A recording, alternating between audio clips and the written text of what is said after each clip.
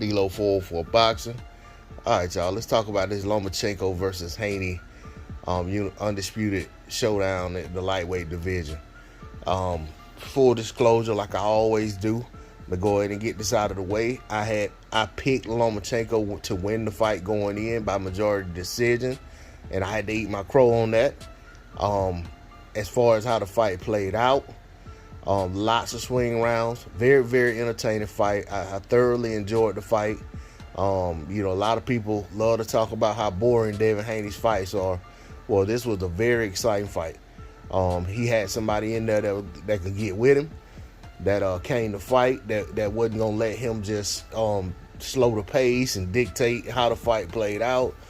He had somebody in there that was going to come at him, and he had to do what he had to do. To me, I look at it like, it was old guard versus the new guard, Like you say, sometimes out with the old in with the new. But I felt like Lomachenko had enough to turn Haney back. So that was why I picked the fight, the way I did. But as for the fight itself, lots of swing rounds. Lots of swing rounds in that fight. From the first round on. I don't have my scorecard right in front of me. But I do know that it was a back and forth, fight. It was a time where I might have gave Lomachenko 2 rounds in a row. And then Haney may get 2 rounds in a row, and definitely, just a lot. The fight had a lot of ebb and flow. These guys were very, very evenly matched in terms of how this fight played out. You know what I'm saying? Neither guy really wanted to let the other guy just completely take the play away. It was a very, very good back and forth affair. As far as like just calling the one round that sticks out to me as a truly dominant round for any fighter would be round 11. Round 11 was so one-sided that I don't feel like anyone who's being honest could find a way to give that round to Devin Haney whatsoever. Lomachenko completely dominated round 11, but fights are scored round by round. So it doesn't.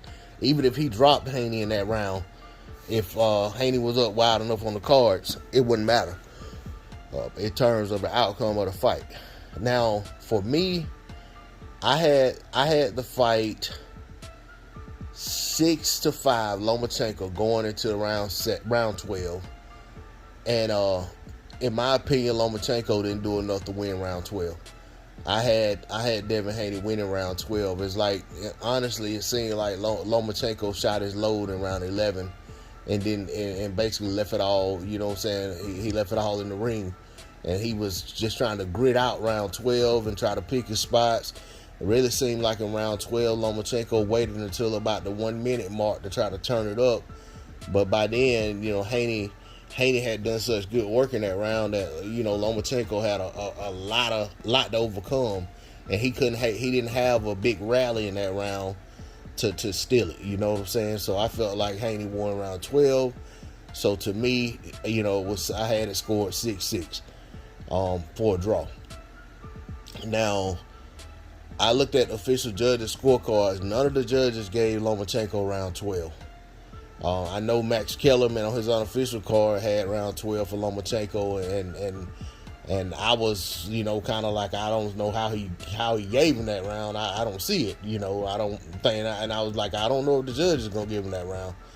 And I was on Marlowe's corner with, listen, Trey X called the frog out of well. Shout out to Trey X, Marlowe's corner, everybody over there, Block Fam, and a lot of people in the chat were saying the same thing, like, and no way he won the 12th round.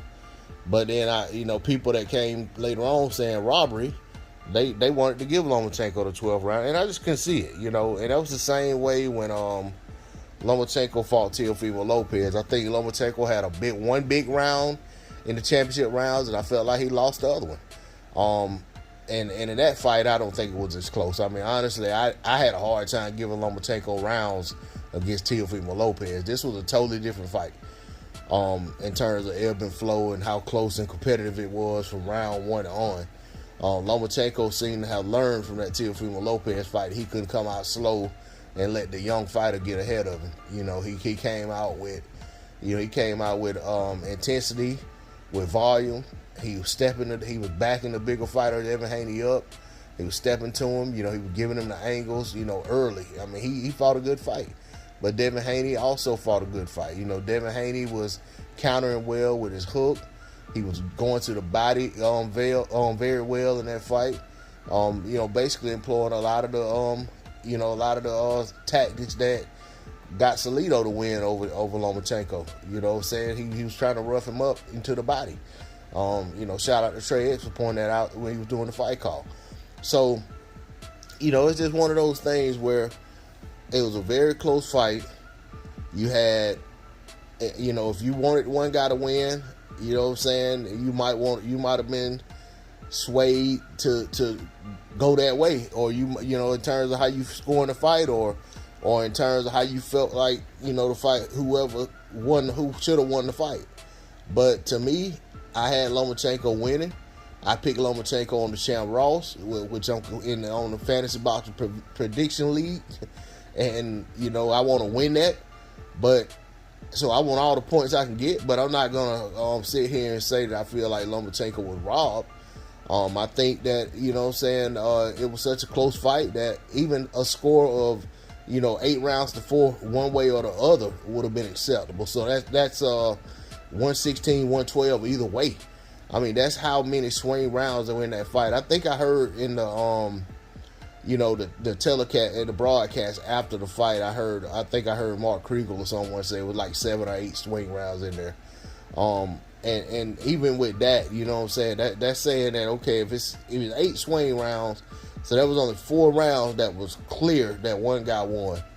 That makes for a very close fight. That's too close of a fight for anyone to say it was a robbery one way or the other.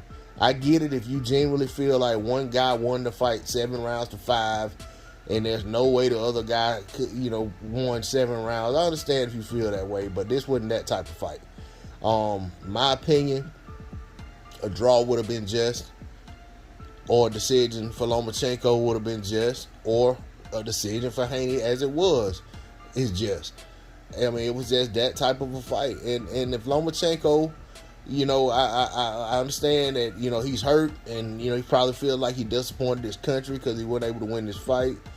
But honestly, there were some moments in there where Lomachenko kind of waited more than he should have, and maybe in those moments, if he'd have been busy, he could have won a couple more rounds. But at the end of the day, I don't think Lomachenko has anything to hang his head about.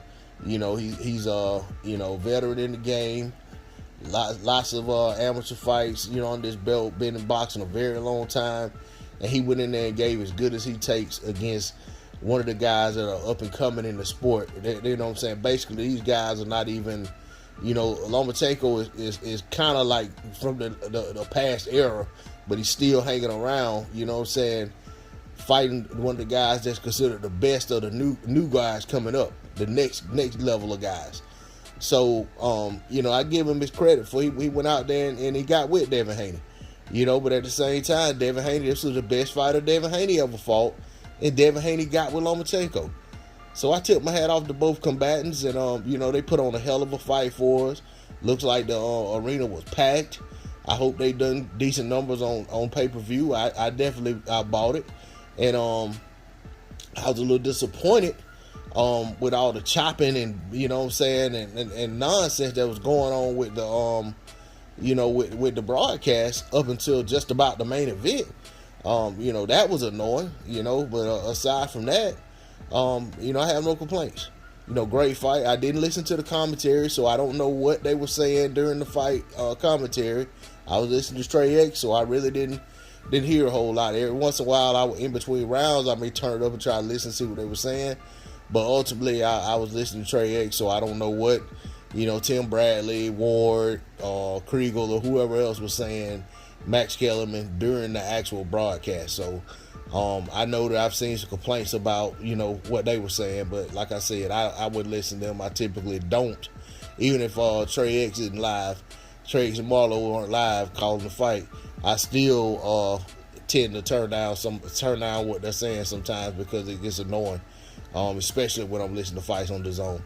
But you know, ESPN as well sometimes, and you know, PBC, wherever I'm watching fights, sometimes I you know, the broadcast is too heavily invested in telling you that one guy's winning the fight, even if he's not sometimes. So I tend to not listen to it when I feel like what they're saying doesn't align with what I'm seeing. But that's all I got on it. D-Lo 404 Boxing. Much respect to Devin Haney. Served me a plate of crow. Best wishes to him going forward. And that's all I got on it. I'll come back and talk about it a little bit later. I don't try to put everything in one video. I'll catch y'all on the next one. Peace.